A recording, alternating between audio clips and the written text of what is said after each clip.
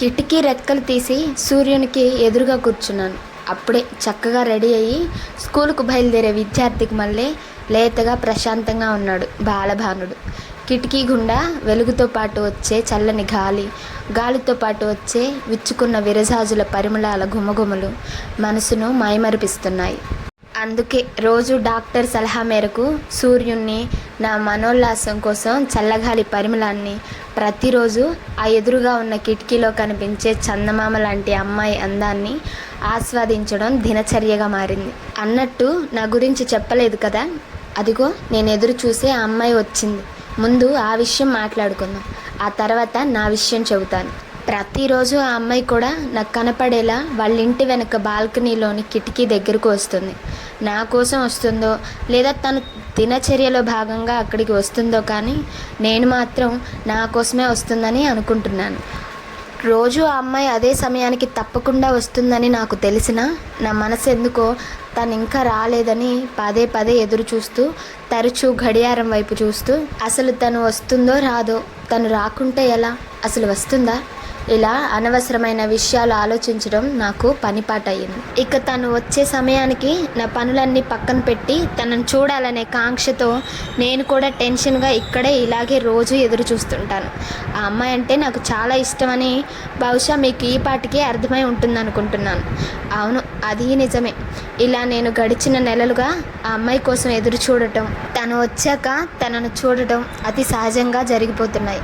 కానీ ఒక అనుమానం నన్ను తొలచివేస్తుంది. తను నా వైపు చూస్తుంది కానీ ఆ ముఖంలో ఎలాంటి భావం కనిపించదు.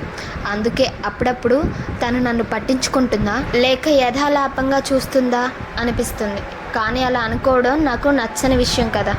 అందుకే లేదు తనకు నేనంటే ఇష్టమే. నా మీద ఇష్టం లేకుంటే నన్ను చూడడానికి అసలు అక్కడికి ఎందుకు వస్తుంది?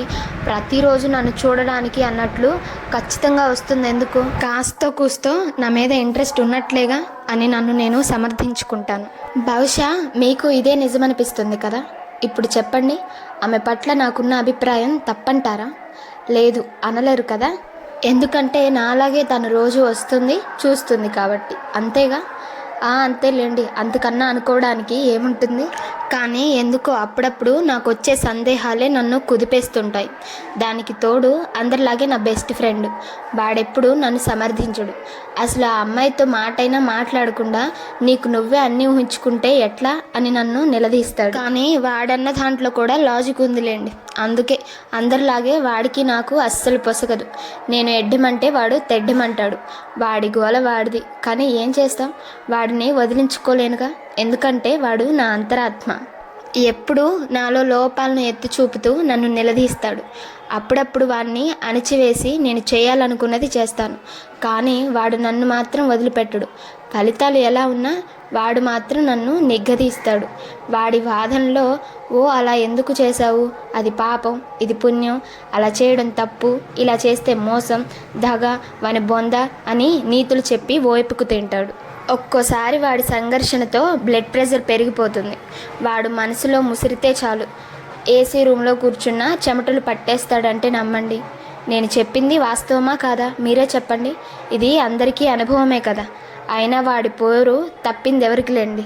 ఏ మాటకు ఆ మాట. కానీ ఆ అమ్మాయి ఎంత అందంగా ఉంటుందంటే పసిమి రంగు మేని ఛాయతో ఆ ఇంట్లో నుండి వెలుగు పువ్వులా కనిపిస్తుంది.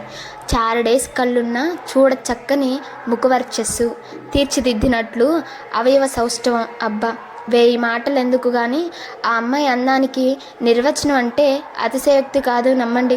సరే కానీ అదిగో ఆ అమ్మాయి వెళ్ళిపోతుంది. అలా పోతూ పోతూ నా వైపు ఒక్కసారి చూసి చూడనట్లు చూసి నా గుండెల్లో చూపుల బాణాలు గుచ్చి వెళుతుంది. పాపిష్టి పిల్ల. ఇవాళ మనిషి ఎంత బాధపడతాడో అర్థం చేసుకోకుంటే ఎలా చెప్పండి. తన మానాన తను ఎంచక్కా వెళ్ళిపోతుంది. కానీ నా బాధ తనకెప్పుడు తెలుస్తుందో కదా, అదే నా బాధ. ఏమంత రాజకార్యాలు ఉంటాయి. అయ్యో పాపం పరితపిస్తున్నాడు కదా, మరో గంట ఉంటే ఏం పోయే. మళ్ళీ సూర్యోదయం దాకా ఎదురు చూడడం ఎంత కష్టంగా ఉంటుందో మీరే చెప్పండి. రోజు రోజుకు అలా ఎదురు చూడడం నాకు చాలా ఇష్టమైన కష్టంగా అనిపిస్తోంది. ఇదేమి మాయండి బాబు, ఏదైనా రోజు ఒక పని చేస్తూ ఉంటే ఆ పని తేలికవుతుంది ఉంటుందంటారు. కానీ ఇదేంటి, నాకు మాత్రం ఈ పని రోజు రోజుకు భారం అవుతున్నట్లు, భరించడం కష్టమవుతున్నట్లు అనిపిస్తుంది. కానీ ఏం చేయలేను, చూడకుండా ఉండలేను, చూడనిదే ఆగలేను. అదేమి చిత్రమో కానీ చాలాసార్లు ఆమెను చూడడం మానేద్దాం అనుకున్నాను. కానీ పాడు మనసు నిలవనిస్తేగా ఎంత వద్దనుకున్నా గుంజుకొచ్చి మరీ చూడమని కూర్చోబెడుతుంది. దీనినే ప్రేమంటారా?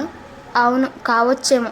అందుకేనేమో మూసీ నది వరదను లెక్క చేయకుండా బాగమతిని చూడడానికి కులీ కుతుబ్ షా రోజు గోల్కొండ నుండి హైదరాబాద్ వెళ్ళేవాడని అంటే విచిత్రం అనిపించేది. ప్రాణం కంటే ప్రేమ ఎక్కువ అనిపించేది. కానీ ఇప్పుడు ఆమె ప్రేమ కోసం వెలువెలలాడే నా ప్రాణాన్ని చూస్తే ప్రేమ అలాగే ఉంటుందేమో, ప్రేమంటే అదేనేమో అనిపిస్తుంది. ఎండ తీవ్రత కూడా పెరిగింది. తీక్షణమైన ఆమె చూపుల్లా అవి కూడా గుచ్చుకుంటున్నాయి. మెల్లగా నా వీల్ చైర్ని పక్కకు జరిపాను. అప్పటి వరకు విచ్చుకున్న విరజాజులు ఎండకు వడిలిపోతున్నాయి. ఆమె వెళ్ళాక నా ముఖానికి మళ్ళీ, అన్నట్టు నా గురించి చెప్పలేదు కదా, నేను కొత్తగా ఉద్యోగంలో చేరిన బ్యాంక్ ఉద్యోగిని. ఇదిగో రాగానే ఈ ఇంట్లో అద్దెకు దిగాను. ఒకరోజు బ్యాంక్ నుండి బైక్ మీద వస్తూ ఉంటే యాక్సిడెంట్ అయ్యింది. 2 కాళ్ళు ఫ్రాక్చర్ అయ్యాయి. నాన్న చిన్నప్పుడే పోయారు. అమ్మ అమెరికాలో చెల్లి దగ్గరికి వెళ్ళింది. అందుకే మా అమ్మమ్మను తీసుకొచ్చుకొని ఇక్కడే ఉంటున్నాను. గత నెల రోజులుగా ఇదిగో ఇలా కుంటి కులాసాలంలా వీల్ చైర్లో ఉండిపోయాను. అదిగో అప్పటి నుండి ఈ కిటికీ, ఆ అమ్మాయి నాకు స్నేహితులయ్యారు. ఇంకో 15 రోజులు నాకు ఈ వీల్ చైర్ సింహాసన యోగం తప్పదు. కానీ నాకు అప్పుడప్పుడు ఇలా ఉంటేనే బాగుంటుందని అనిపించిన అబ్బే, ఈ దాగుడు మూతలు ఈ కాపీ నా ఫ్రెండ్ గారు చెప్పినట్లు డైరెక్ట్గా ఆ అమ్మాయిని కలిసి విషయం తేల్చుకోవాలని అనిపిస్తుంది. అందుకే నేను ఎప్పుడు కట్లు విప్పించుకుంటానా, ఎప్పుడెప్పుడు ఆ అమ్మాయిని కలుస్తానా అని మనసు ఉవ్విళ్ళూరుతుంది. ఆ రోజు నా కాళ్ళ ప్లాస్టర్ ఆఫ్ ప్యారిస్ బ్యాండేజ్ విప్పారు. నాకు కుట్లు విప్పిన ఆనందం కంటే ఆ అమ్మాయిని చూడబోతున్ననే ఆనందంతో ఉత్సాహం ఎక్కువైంది. ఆ రోజు ఉదయమే ఎప్పట్లాగే కిటికీ దగ్గరికి వెళ్ళాను. మళ్ళీ భానుడు, తను, విరజాజుల పరిమళం నన్ను పలకరించాయి. ఒక రహస్యాన్ని ఛేదించబోతున్నట్లు, ఒక సత్యాన్ని ఆవిష్కరించబోతున్నట్లు, ఏదో ఘనకార్యం సాధించబోతున్నట్లు ఆమెను కలవబోతున్నానన్న ఆనందం నన్ను నిలబడనీయటం లేదు. కానీ నా ఫ్రెండ్ గాడు ఉన్నాడుగా, అదేనండి నా అంతరాత్మ. వాడి గోల ఎక్కువైంది. అరే తొందరపడకురా, అసలు ఆ అమ్మాయి ఏమనుకుంటుందో, ముందు ఆ అమ్మాయి దగ్గరగా వెళ్ళి పరిచయం చేసుకో, నీ గురించి చెప్పు, తన గురించి తెలుసుకో, అప్పుడే ఒక నిర్ణయానికి రా అని ఒకటే పిక్కుడు. ఏహే నీ అబ్బా, నువ్వు ఊరుకోరా బాబు, నా దారిలో నన్ను వెళ్ళనివ్వు, నీ బోడి సలహాలు మూసుకోరా బాబు అని వాడిని గట్టిగా లోనికి నెట్టేసేసరికి నా తల ప్రాణం తోక్కు వచ్చింది. గట్టిగా ఊపిరి పీల్చుకొని అమ్మయ్య అనుకున్నాను. దువ్విన తలను దువ్వి అడ్డమైన క్రీములేవో రాసి 4 జతల బట్టలు మార్చి వేసుకొని మొత్తానికి ట్రిమ్ముగా రెడీ అయ్యి బయలుదేరాను. అలా వెళ్ళి వాళ్ళ ఇంటి ముందు కాపు వేశాను. అప్పటికే 4-5 రౌండ్స్ వాళ్ళ ఇంటి చుట్టూ చక్కర్లు కొట్టాను. తను మాత్రం రాదే. మళ్ళీ అవే దిక్కుమాలిన ప్రశ్నలు, వస్తుందా రాదా వగైరా. హరివిల్లు నేల మీద నడుస్తున్నట్లు, ఓ మెరుపుతీగ తలుక్కుమని మెరిసినట్లు, ఓ సౌందర్య రాసి దారి తప్పి ఎదురుగా వస్తున్నట్లు తను నడిచి వస్తుంది. కళ్ళు నలుపుకొని మళ్ళీ చూశాను. అవును, తానే వయ్యారంగా దేవకన్యలా నడిచి వస్తుంది. కానీ అదేంటి, ఒక చిన్న బేబీ చేయి పట్టుకొని నడిపించుకుంటూ వస్తుంది. ఒక్క క్షణం స్థానునయ్యాను. నా కలల సౌధం పేక మెడలా కూలిపోతున్నట్లు, నన్నెవరో పాతాళానికి నెట్టివేస్తున్నట్లు అనిపించింది. సందు దొరికిందిగా. నా ఫ్రెండ్ గాడు గీతోపదేశం చెప్పడానికి ఒళ్ళు విరుచుకున్నాడు. అరే ముందే చెప్పానా అన్నీ తెలుసుకోరా అని. ఇప్పుడు కూడా తొందరపడకు, చూసేవన్నీ నిజాలు కావు, అసలు ఆ అమ్మాయిని కలవరా అంటున్నాడు. కానీ నాకు మూడ్ ఆఫ్ అయింది. నా ఉత్సాహం నీరు కారిపోయింది. కళ్ళకెదురుగా నిజం కనిపిస్తుంటే ఇంకా ఏమని ఆలోచించాలి? ఇప్పుడు మాట్లాడి చేసేదేముంది? నా మనసు బాధగా మూలిగింది. ఇక అక్కడ ఉండలేక వెంటనే అక్కడి నుండి వెళ్ళిపోయాను. ఆ రాత్రంతా ఒకటే పిచ్చి పిచ్చి కలలు. నన్నెవరో లాక్కొని వెళ్తున్నట్లు, నన్ను ఆమె నుండి దూరం చేస్తున్నట్లు, ఆ పాప నన్ను నాన్న నాన్న అని పిలుస్తున్నట్లు. చటుక్కున మేలుకో వచ్చింది. అంతే, నిద్రపోదామంటే ఇంకా భయమేసింది. తెల్లవారింది. మళ్ళీ భానుడు, భామ, పరిమళాలు అన్నీ అలా వచ్చి ఇలా వెళ్ళాయి. ఎంత చూడొద్దని అనుకున్నా చూడకుండా ఉండడం నా వల్ల కాలేదు. చూశాక ఆగలేకపోయాను. మళ్ళీ వాళ్ళ ఇంటి ముందుకు వెళ్ళాను. ఈసారి చూసిన దృశ్యం నాకు మరోసారి మతిపోయేలా చేసింది. తను ఒక చేతిలో పాపను, మరో చేతిలో బ్లైండ్ స్టిక్తో బయటికి రావడం కనిపించింది. షాక్ అయ్యాను నేను. నిజంగా తను బ్లైండ్ కాదుగా. కాకుంటే ఆ స్టిక్ ఎందుకు? బహుశా ఎవరికైనా ఇవ్వడానికి తీసుకెళ్తుందా? నిజంగా తనకేమీ కనిపించదా? ఇంతకాలం తను నన్ను అసలు చూడనే లేదా? అందుకే నేను కనిపించినా తన ముఖంలో ఏ భావం పలకడం లేదా? ఓ గాడ్! నా ఫ్రెండ్ గాడు తోసుకుంటూ బయటికి వచ్చాడు. ఒరే, నేను ముందు నుండి చెప్తున్నానుగా, ఇప్పటికైనా డైరెక్ట్గా మాట్లాడి చావరా, అసలు విషయం తెలుస్తుంది. ఇన్నింటికి తొందరే, నెల తక్కువ వెధవ అన్నాడు. ఒరే నువ్వు ఆగరా, అసలే చిరాగ్గా ఉంది, మధ్యలో దొబ్బి చంపకు, కాస్త ప్రశాంతంగా ఉండనివ్వు అన్నాను. ఎందుకు ఇలా జరిగింది? తనకు పెళ్ళయి ఒక పాప కూడానా?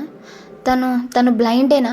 కానీ నా మనసు నమ్మడం లేదు. కానీ నిజాన్ని కళ్ళ ముందు కనపడే వాస్తవాన్ని ఎలా కాదనగలను? లేదు, ఇదంతా అబద్ధం, ఇదంతా కల కాదుగా, నేను వాస్తవంలోనే ఉన్నానా? వంగి నా కాళ్ళ వైపు చూసుకున్నాను, అవి బాగానే ఉన్నాయి. అంటే నేను చూసింది నిజమేనా? ఆ రాత్రంతా కలతతో ఆలోచనలతో నిద్ర పట్టలేదు. కానీ ఒక దృఢ నిశ్చయానికి వచ్చాక హాయిగా అనిపించి కన్ను మలిగింది. ఒరే, ఇప్పుడు దారిలోకి వచ్చావురా, ఇన్నాళ్లకు నా మాట చెవికెక్కిందన్నమాట.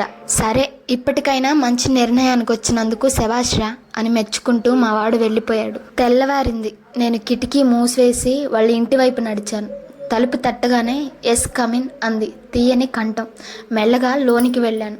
ఆ ఇంట్లో ఒక బామ్మ, చిన్న పాప, ఆమె ఉన్నారు. వాళ్లకు సహాయకురాలుగా ఒక మెయిడ్ సర్వెంట్ కనిపించింది. నన్ను నేను పరిచయం చేసుకున్నాను. ఆమె నాకు టీ తేవడానికి లోనికి వెళ్ళింది. బామ్మను వివరాలు అడిగాను. బాబు, మా సుధా దేవత బాబు. దిక్కు మొక్కు లేక రోడ్డు పక్కన జబ్బుతో ఉన్న నన్ను చేరదీసి బాగు చేయించి తనతోనే ఉంచుకుంటుంది. అదిగో ఆ అమ్మాయి ఎవరూ లేని అనాథ, క్యాన్సర్తో పోరాడుతుంది. దానిని కూడా చేరదేసి ఆలనా పాలన చూస్తుంది. తను బ్లైండ్ స్కూల్లో టీచర్గా పనిచేస్తుంది. తనకొచ్చే జీతంలో సగం తనను పెంచిన అనాథాశ్రమానికి ఇచ్చేస్తుంది. భగవంతుడు సుధకు మంచి అందం, చదువు, సంస్కారం, అంతకు మించిన దయాగుణాన్ని ఇచ్చి తనకంటే ఎవరు గొప్పగా ఉండకూడదనుకున్నాడో ఏమో ఆ విధాత. అన్నీ ఉన్న తనకు చూపు లేకుండా చేశాడు బాబు అని కన్నీళ్లు పెట్టుకుంది. అక్కడి నుండి చూస్తే నా కిటికీ కనిపించింది. నాకు టీ ఇచ్చి తన పాప బెడ్ దగ్గర కూర్చొని పాపకు ఫ్రూట్స్ తినిపిస్తుంది. అందుకే ఖచ్చితమైన సమయానికి అక్కడికి రావడం, నాకు కనపడడం జరిగేదన్నమాట. ఎంత పొరపాటు పడ్డాను అనిపించింది. భారమైన మనసుతో ఇంటికి వచ్చాను. పరిపరి విధాలుగా నా ఆలోచనలు సాగుతున్నాయి. మనకెందుకు, మనం అనుకున్నట్లు లేదుగా, ఇంకా మనకెందుకు వదిలేద్దాం అనిపించింది. నా ఫ్రెండ్ గాడు కూడా అదే అన్నాడు. కానీ ఆ రాత్రంతా ఎడతెగని అంతర్మదనం. నిన్నటి వరకు నీ కలల దేవత అనుకున్నావు, ఆమెను కలల మహారాణి అనుకున్నావు, ఆమె అందాన్ని కవులకందని భాషలో వర్ణించావు. ప్రేమ అన్నావు, ఆమె కావాలని పరితపించావు. మరి ప్రేమంటే ఇదేనా?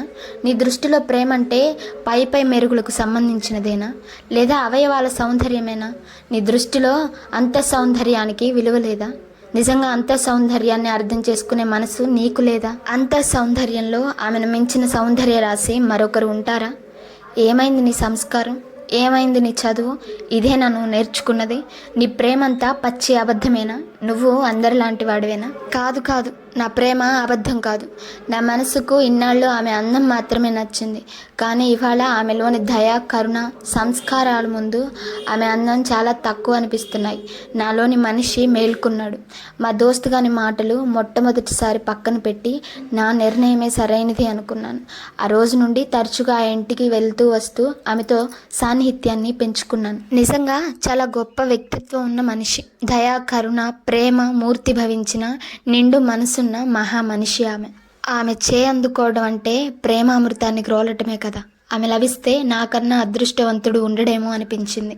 నా మనసులోని మాటను ఒకరోజు ఆమె ముందు బయట పెట్టాను. కానీ ఆమె అంగీకరించలేదు. తను చాలా ఆత్మాభిమానం ఉన్న అమ్మాయి. అందుకే తన పట్ల ఎవరు జాలి చూపించినా తనకు నచ్చదు. అందుకే నిర్మోహమాటంగా తిరస్కరించింది.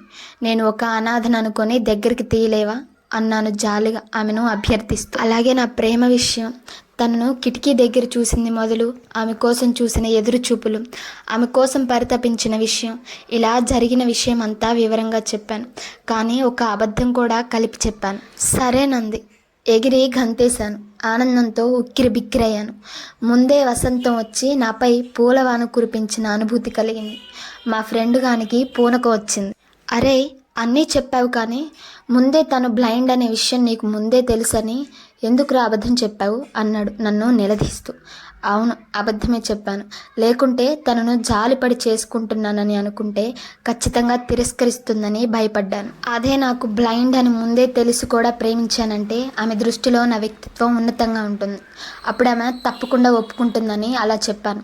కానీ ఒరే, నాకు నిజం చెప్పి ఆమెను దూరం చేసుకోవడం కన్నా ఒక అబద్ధం చెప్పి ఆ అమ్మాయి మనసులో స్థానం సంపాదించడం ముఖ్యమనిపించిందిరా. వాడికి నా పాయింట్ నచ్చినట్లుంది. ఈసారి నెట్టకు ముందే లోనికి వెళ్ళి ముడుచుకున్నాడు.